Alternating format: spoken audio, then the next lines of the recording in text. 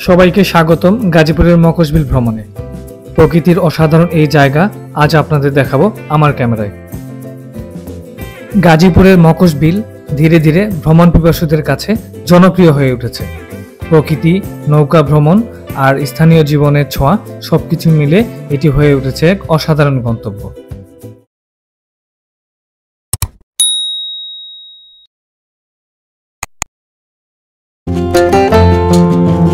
আসসালামু আলাইকুম, আমি মুর্তজা চলে আসলাম আরো একটি রোমাঞ্চকর ভিডিও নিয়ে। তো আজকের ভিডিওতে থাকছে পুরো মকশবিলে বিস্তারিত। তো আমরা আজকে মকশবিল ঘুরে দেখাবো আপনাদেরকে। তো অবশ্যই আমাদের ভিডিওটা না কেটে ফুল ভিডিও দেখবেন, কারণ এখানে মকশবিলের আসার উপায় এবং মকশবিলের নৌকা ভাড়া এবং আরো আদার্স অনেক ইনফরমেশন থাকবে, যেগুলো আপনারা কেটে কেটে দেখলে অনেক মিস করে ফেলবেন। যারা মকশবিলে ঘুরতে আসতে চান এই বর্ষা মৌসুমে, তাদের জন্য আজকের ভিডিওটা হবে একটি ইনফরমেটিভ ভিডিও। তো অবশ্যই আমার ভিডিওটা দেখবেন। এবং এখন বর্ষাকাল চলছে, মকশবিল ঘোরার সবচেয়ে বেস্ট টাইম কিন্তু এটা। তো আশা করি ফুল ভিডিও দেখবেন। তো চলুন পুরো মকশবিলটা আপনাদেরকে ঘুরে দেখি। বিকেলের স্নিগ্ধ আলোতে আমরা যাত্রা শুরু করলাম মকশবিলের পথে। চারপাশের মনোমুগ্ধকর দৃশ্য যেন ভ্রমণের আগেই মনকে সতেজ করে দিল। ঘাটে পৌঁছাতে চোখে পড়লো সারি সারি নৌকা। এখান থেকে খুব সহজেই ভাড়া করা যায় নৌকা আর শুরু করা যায় ভ্রমণ। এখানে ডিঙি নৌকা 300 টাকা এবং ইঞ্জিন চালিত নৌকা 700 টাকা ঘন্টা চুক্তিতে ভাড়া নেওয়া যায়।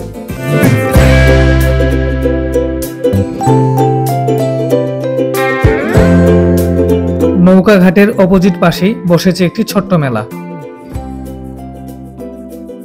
নৌকায় চড়ে আমরা এগিয়ে চলেছি বিলের ভেতরে। পানির বুক আর নীলাকাশের মেলবন্ধন যেন স্বপ্নের মতো লাগছিল।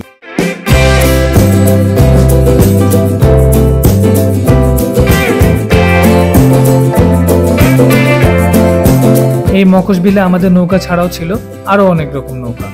তার মধ্যে ছিল ইঞ্জিন চালিত নৌকা আর ডিঙি নৌকা।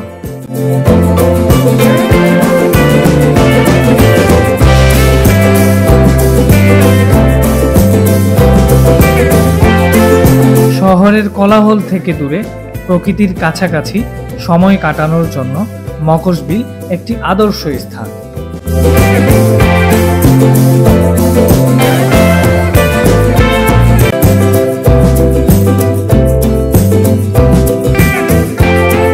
গাজীপুরের কালিয়াকৈর উপজেলায় অবস্থিত মকশবিল একটি ঐতিহ্যবাহী জলাশয়। বর্তমানে এর বিস্তৃত জলরাশি পর্যটকদের আকর্ষণ করে।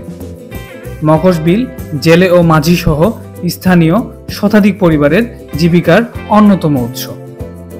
বর্তমানে বিলের কিছু অংশে কচুরিপানা জমে সমস্যা সৃষ্টি করেছে, যা পর্যটন এবং স্থানীয় ব্যবসায়ের উপর প্রভাব ফেলেছে।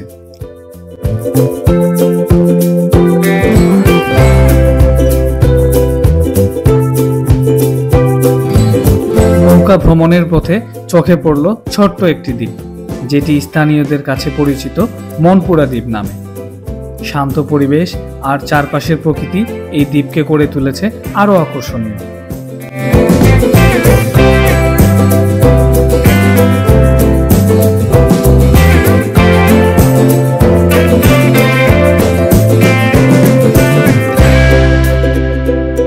একটা সুন্দর ভ্রমণ শেষ করে আমরা আবারও ফিরে এলাম ঘাটে।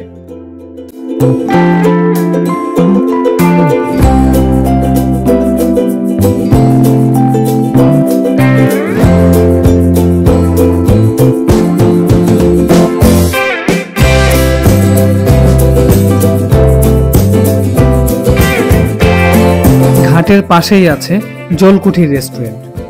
সন্ধ্যায় লাইটিং দিয়ে সাজানো পরিবেশে ভ্রমণ শেষে আড্ডা আর খাবারের জন্য অসাধারণ একটি জায়গা। এই রেস্টুরেন্টে চটপটি, ফুচকা, চিকেন ফ্রাই সহ আরও আছে নানা রকম খাবারের ব্যবস্থা।